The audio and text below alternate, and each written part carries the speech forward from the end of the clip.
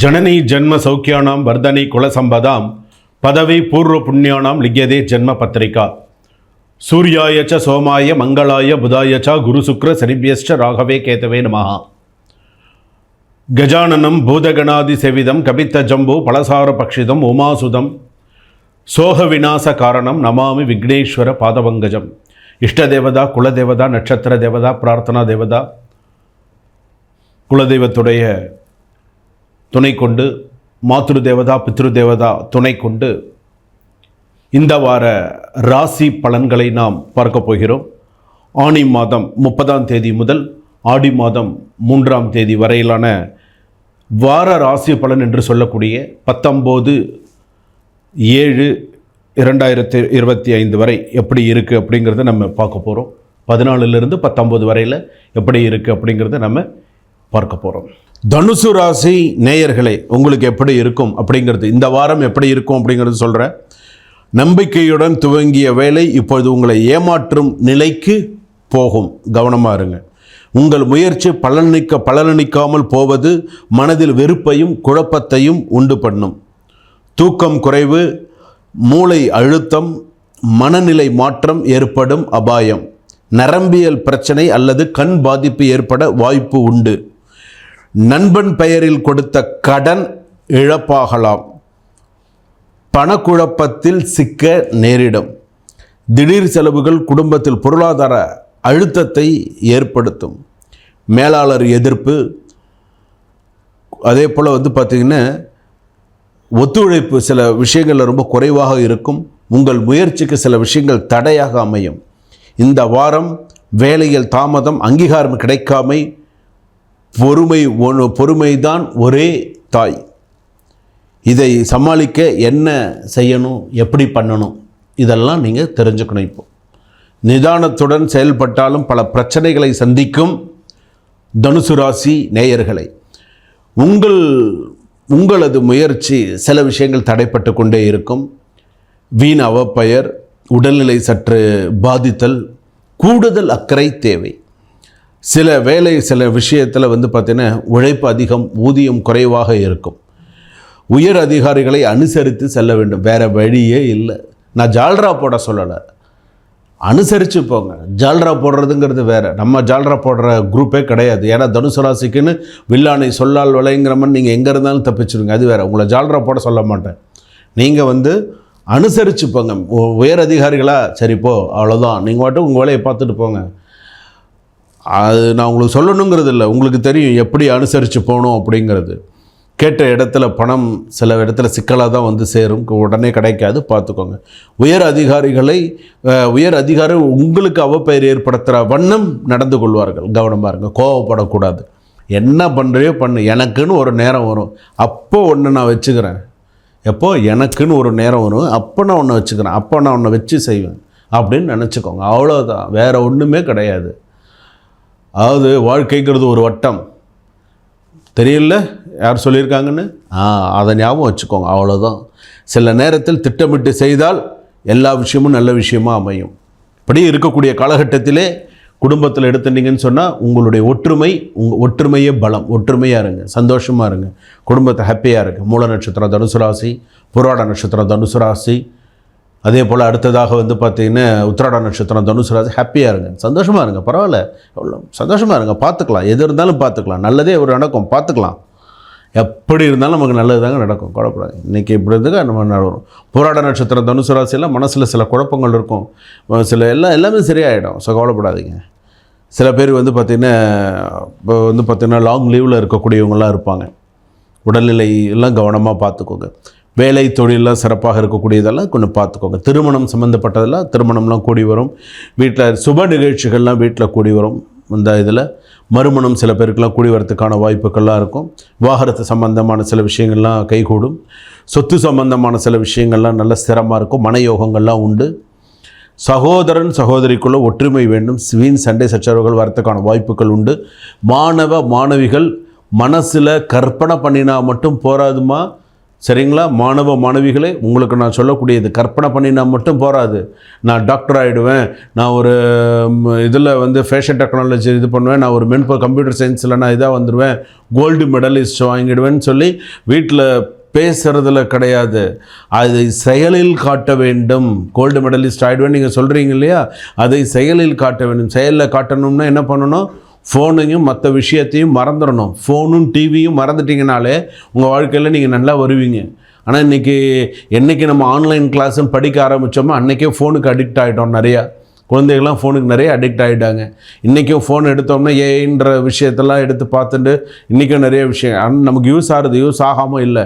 இருந்தாலும் அதுக்கே அடிக்ட் ஆகிடக்கூடாது. டிவிக்கும் ஃபோனுக்கும் இப்போ நீங்கள் அடிக்ட் ஆகிட்டீங்கன்னு சொன்னால் தனுசு ராசி பொறுத்தளவுக்கு மாணவ செல்வங்கள் மதிப்பு உங்களுடைய மார்க்ஸில் வந்து நிறைய கம்மி, மதிப்பெண்களில் நிறைய குறைவாக எடுக்கக்கூடிய சூழ்நிலை வரும்.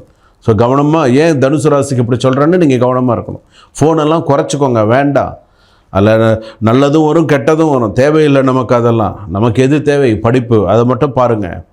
அரசாங்க உத்தியோகத்தில் இருப்பவர்கள் நீங்கள் கவனமாக இருக்கணுங்க. ஏன்னா சின்ன சின்ன விஷயங்கள் கூட வந்து பார்த்திங்கன்னா அவப்பெயர் வரும். கவனமாக இருங்க. வேலையில் ஒரு தாசில்தார் ஆஃபீஸில் வேலைக்கூடியவர்கள் வந்து இதெல்லாம் சொல்கிறீங்களே, அந்த மாதிரி இதிலெல்லாம் கொஞ்சம் கவனம். கிராம அதிகாரிகள் இதெல்லாம் கொஞ்சம் கவனமாக இருக்கிறது நல்லது. வீண் அவப்பெயர் வரும், வேறு ஒன்றும் இல்லை. வீண் அவப்பெயர் வந்தாலே அடுத்த நல்ல பேர் வாங்க முடியாது, பார்த்துக்கோங்க. அரசியலில் இதெல்லாம் வந்து ஒரு இப்போ அடுத்தடுத்த எலெக்ஷன்லாம் வருது, அடுத்தடுத்த சில விஷயங்கள்லாம் வரப்போகிறது, பார்த்துக்கோங்க. கடை வச்சுருக்கிறவங்களுக்குலாம் கடை மாற்றுறதுக்கான சில விஷயங்கள்லாம் வரும். அதே போல் உங்களுக்கு தனுசு ராசி பொறுத்தளவுக்கு நல்ல எத்தனை பர்சன்டேஜ் நன்னா இருக்குன்னா 85% வரைக்கும் நன்னா இருக்குது, பயன்படுத்திக்கோங்க. 85% வரைக்கும் சில விஷயங்கள் சுபமாக இருக்குது, பயன்படுத்திக்கோங்க. குரு ஆதிக்கங்கிறதுனால சில விஷயத்துலலாம் பொறுமை நிதானத்தோடு செயல்பட்டிங்கன்னா நன்னா இருக்கும். வாராகி அம்மன் வழிபாடு நிறைய பண்ணுங்கள். உங்கள் ஜாதகத்தில் வாராகி அம்மன் வழிபாடு எவ்வளோ நீங்கள் பண்ணுறீங்களோ அவ்வளோ கூட சிறப்பாக இருப்பீங்க. வாராகி அம்மனுக்கு 6 தீபம் ஏற்றி வழிபாடு பண்ணுங்கள். வாராகி தேவி மனசார பிரார்த்தனை பண்ணுங்கள். உங்களுடைய பிரார்த்தனை வீண் போகாது, மனசார பிரார்த்தனை பண்ணுங்கள் வாராகி அம்மன். அடுத்ததாக சப்த மாதர்கள் சொல்கிறோம் இல்லையா, சப்த மாதர்கள் ஒருத்தர் தான் வாராகி. சப்த மாதர்கள் லைனாக இருக்குதுன்னு வச்சுக்கோங்களேன். அந்த 7 சுவாமிக்குமே வந்து பார்த்திங்கன்னா முடிஞ்சால் ஒரு பாலாபிஷேகம் பண்ணி ஒரு 9 பிரதட்சிணம் வந்து அந்த மாதிரி பண்ணுங்கள். விளக்கேற்றி வைங்க. வாராகி அம்மனுக்கு 6 தீபம் ஏற்றி வழிபாடு பண்ணுங்கள். அதே போல் சித்தர் வழிபாடு நிறையா பண்ணுங்கள். சித்தர்கள் வழிபாடு நீங்கள் செய்ய செய்ய உங்களுக்கு இன்னும் சிறப்பாக அமையக்கூடிய சூழ்நிலைகள் ஜாதகத்தில் சிறப்பாக இருக்கும். இதெல்லாம் வந்து இந்த தனுசு ராசிக்காரர்களுக்கு நான் சொல்ல வேண்டியது. ஸோ எல்லாமே நான் சொல்லியிருக்கேன். இதற்கப்புறம் நீங்கள் எப்படி நடந்துக்கணுங்கிறது உங்கள் கையில் தான் இருக்குது. சரிங்களா? சுபம். வாழ்க வளமுடன். இந்த வாரம் நம்ம ராசி பலன்கள் எல்லாமே நம்ம பார்த்தோம். இதெல்லாமே வந்து பார்த்திங்கன்னா பொது ராசி பலன்கள். இந்த ராசிக்கு இப்படியெல்லாம் இருக்கும், அந்த ராசிக்கு இப்படியெல்லாம் இருக்குங்கிறத நம்ம பொதுவாக கணித்து நம்ம சொல்லக்கூடியது. இது வந்து பார்த்திங்கன்னா சில பேருக்கு 100% இதுவே அவங்களுக்கு தனக்கு சொன்ன மாதிரியே இருக்கும். சில பேருக்கு வந்து பார்த்திங்கன்னா கொஞ்சம் பளிச்சு எனக்கு சொல்கிறதில்ல, சுவாமி சொல்கிற சில விஷயங்கள் எனக்கு ஒத்து போகிறது அப்படின்னு சொன்னால் சில பேருக்கு ஒத்து போகாது. சரிங்களா? உங்களுடைய சுய ஜாதகம் ஜென்ம ஜாதகம்னு இருக்கும். உங்களுடைய ஜாதகத்தை ஒரு முறையாவது நீங்கள் பார்த்தால்தான் உங்களுக்கு ஏற்படக்கூடிய கஷ்டங்கள், உங்களுக்கு என்னென்ன பிரச்சனைகள் இருக்குது அப்படிங்கிறத ஜாதகத்தை பார்த்து தெரிஞ்சுக்கலாம். உங்களுக்கு சில கஷ்டங்கள் இருக்குது அப்படின்னு சொன்னாலும் நீங்கள் என்னோட கீழே டிஸ்கிரிப்ஷனில் நம்பர் கொடுத்துருக்கோம். நீங்கள் அந்த நம்பரில் தொடர்பு கொண்டு ஒரு அப்பாயின்மெண்ட் ஃபிக்ஸ் பண்ணிவிட்டு உங்களுக்கு என்ன பிரச்சனைகள் சொன்னீங்கன்னா அந்த பிரச்சனைகள் என்னங்கிறத பார்த்து அதை தீர்த்து வைக்க முடியும். அதுக்கு என்ன சொல்யூஷன்ஸ் சொல்லலாம், எப்படி இருக்கும், அது திருமண விஷயமா இருக்கட்டும், வீடு விஷயமா இருக்கட்டும், குடும்ப நலனாக இருக்கட்டும், எந்த ஒரு விஷயமா இருந்தாலும் அது தீர்த்து வைக்கப்படும். அதே போல் அடுத்ததாக வந்து பார்த்திங்கன்னா நம்ம பார்க்கக்கூடியது அப்படின்னு சொல்லும்போது நம்ம இதில் வந்து பார்த்திங்கன்னா ஜாதகம் பார்க்கறது, திருமண பொருத்தம் பார்க்கறது, வாஸ்து பார்க்கறது, எண்கணிதம், அதே போல் வந்து பார்த்திங்கன்னா ராசி கற்கள், அதே போல் வந்து பார்த்திங்கன்னா கைரேகை சம்மந்தப்பட்டது, பிரசன்னம், ஆரூடம், டேரட் ரீடிங் எல்லாமே நம்ம இதில் பார்க்கறத எல்லாமே நான் பார்க்குறேன். உங்களுக்கு இதில் என்ன பார்க்கணும், ஒரு வீடியோ காலில் பேசுங்க, ஒரு நார்மல் காலில் பேசுங்க. உங்களுக்கான விஷயத்தை நீங்கள் நிறையா தெரிஞ்சு வச்சுக்கோங்க. என்றைக்குமே உங்களுடைய நான் இப்போ சொல்லியிருக்கிறது, இப்போ உங்களுடைய ஜாதகம் எனக்கு தெரியாது. இப்போ நீங்கள் கமெண்ட்டில் நீங்கள் சொல்லலாம், சுவாமி எனக்கு இது நடக்கலை அப்படின்னு. அதாவது உங்களுடைய சுய ஜாதகம்னு ஒன்று இருக்கா இல்லையா? அதாவது நீங்கள் மேஷ லக்னத்துலேருந்து மீன லக்னத்தில் வரைக்கும் ஒரு லக்னத்தில் பிறந்திருப்பீங்க. நீங்கள் பிறக்கும் பொழுது கிரகங்கள் எங்கெங்கே இருக்கோ, இப்போ கோச்சார ரீதியாக எந்தெந்த இடத்துல இருக்கோ அதை வச்சு தான் பலன்களே. அப்படி அந்த பலன்கள் நம்ம பார்க்கும் பொழுது சிலருக்கு மாறுபடும், சிலருக்கு அப்படியே இருக்கும். சில பேருக்கு சில கஷ்டங்கள் தொடர்ந்து இருக்கும், சில பேருக்கு கஷ்டங்கள் இல்லாமல் ஓரளவுக்கு சில உடல்நிலை பாதிப்பு, சில விஷயங்கள் இப்படியெல்லாம் இருக்கும். அதனால் உங்களுடைய சுய ஜாதகத்தை ஒரு முறையாவது நீங்கள் பார்த்து என்ன செய்யணும், எப்படி பண்ணணும் அப்படிங்கிறத நீங்கள் பார்த்து நீங்கள் செஞ்சீங்க அப்படின்னு சொன்னால் உங்களுக்கு சிறப்பாக அமையும். நான் எல்லாமே சொல்லி கொடுக்குறேன். இப்போது ஒரு ஜாதகம் நான் பார்க்குறேன் அப்படின்னு சொன்னால் இந்த ராசிக்கு என்ன நல்லது, என்னது கெட்டது, என்ன ஸ்லோகம் சொல்லணும், ராசிக்கான மந்திரங்கள் என்ன சொல்லணும், உங்களுடைய கர்ம வினை தீர உங்களுடைய வாழ்க்கையில் இருக்கக்கூடிய கஷ்டங்கள் நீங்கள் என்ன பண்ணணும், என்ன செய்தால் என்னுடைய குடும்பம் நன்னா இருக்கும், அடுத்தடுத்து என்னால் சில விஷயங்கள் சக்ஸஸ் பண்ணிட்டு போக முடியும், நான் வேலையில் இருந்தாலும் சரி, நான் வெளிநாட்டில் இருந்தாலும் சரி, எனக்கு குலதெய்வ அருள் இருக்கா. இப்போ உங்களுக்கு குலதெய்வம் தெரிஞ்சுக்கணுன்னாலும் நீங்கள் எனக்கு ஃபோன் பண்ணி கேட்கலாம். எனக்கு ஆனால் இதில் என்னென்ன ஒரு டைம் ஃபிக்ஸ் பண்ணிக்கணும். சார் நான் இந்த டைமில் நான் குருஜிக்கிட்ட பேசணும்னு நான் விருப்பப்படுறேன், ஒரு வீடியோ காலில் பேசலாமா, குருஜிக்கிட்ட நார்மல் காலில் பேசலாமா, எத்தனை மணிக்கு நான் பேசலாம், சார் ஓய்வாக இருப்பாங்களா, குருஜி ஓய்வாக இருப்பாங்களா, நாங்கள் பேசலாமா, அந்த டைம் எங்களுக்கு ஒதுக்கி கொடுக்க சொல்லுங்கள், தமிழ் ஒதுக்கி கொடுக்கணும்னு நம்ம அவங்க ஒதுக்கி கொடுப்பாங்க. அந்த டைமில் நீங்கள் ஃபோன் பண்ணி பேசலாம், உங்களுடைய விஷயங்கள் எல்லாமே நீங்கள் கேட்டு தெரிஞ்சுக்கலாம்.